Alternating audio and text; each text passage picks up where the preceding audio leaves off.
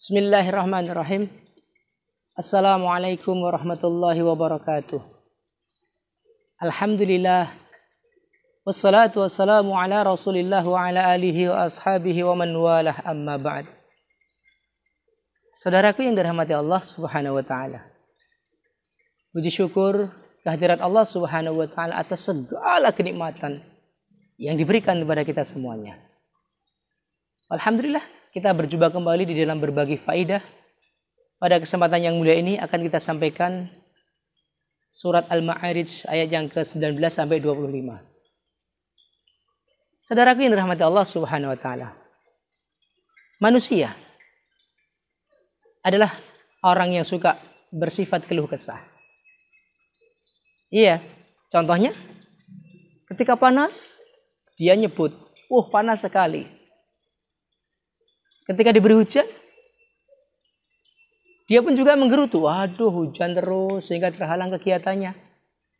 Baik. Dan memang itulah sifat dasar manusia. Allah subhanahu wa ta'ala mensifatkan manusia, dia punya sifat keluh kesah. Di dalam surat Al-Ma'arij, ayat yang ke-19 sampai 25 Allah subhanahu wa ta'ala menyebutkan, A'udzu billahi minasy syaithanir rajim. Innal insana khuliqa halu'a. Idza massahu asy-syarru jazu'a. Wa idza massahu al-khairu manu'a. Illal musallin. الذين هم على صلاتهم دائمون والذين في أموالهم حق معلوم للسائل والمحروم. Lihat di ayat 19. Innal insana khuliqa halu'a. Sesungguhnya manusia itu diciptakan suka berkeluh kesah. Suka berkeluh kesah. Idza massahu sarru jazua. Apabila dia diberikan kesusahan, diberikan atau ditimpa musibah, ditimpa keburukan, dia suka berkeluh kesah. Wa idza massahul khairu manua.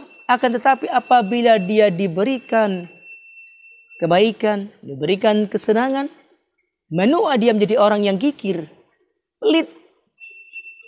Ya. Dalam hal ini, Imam Syaukani rahimahullah beliau mengatakan di dalam tafsir Fathul Qadir bahwa seseorang jika mendapatkan kebaikan itu tidak mau bersyukur, dan jika tertimpa keburukan dia tidak bersabar. Begitu kata Imam Syaukani dalam ayat tersebut. Jadi banyak manusia yang ketika dia ditimpa musibah, ditimpa keburukan, dia menggerutu, dia berkeluh kesah, aduh ya Allah, kenapa engkau timpakan ini kepadaku? Ya Allah, salahku apa, dosaku apa, sampai dia bilang begitu. Iya kan? Padahal kalau dia mau bersabar, tentulah itu lebih baik baginya. Tetapi memang sifat dasar manusia banyak mereka yang tidak bersabar, bahkan berkeluh kesah, menggerutu, bahkan mengutuk takdir. Itu yang tidak baik. Mengutuk takdir, menyalahkan keadaan, menyalahkan si fulan, si anu dan si alat. Semua disalahkan. Seolah-olah dia tidak terima dengan takdir yang buruk yang dia terima. Iya kan? Ya. Akan tetapi hadirin, saudaraku yang dirahmati Allah subhanahu wa ta'ala, di ayat berikutnya Allah menyebutkan wa idza massahul khairu manu'a. Apabila manusia itu ditimpa kesenangan, diberikan kebaikan, dirahmati oleh Allah Subhanahu wa taala berupa kesenangan, manu'an, dia menjadi orang yang pelit, kikir. Seolah-olah harta yang dia miliki, kebahagiaan yang dia miliki, itu miliknya sendiri tanpa berbagi dengan orang lain. Padahal di situ ada hak-hak orang lain. Hak-hak fakir miskin, hak-hak orang yang kelaparan, hak-hak orang yang tidak punya, hak-hak miskin papa yang harus ditunaikan.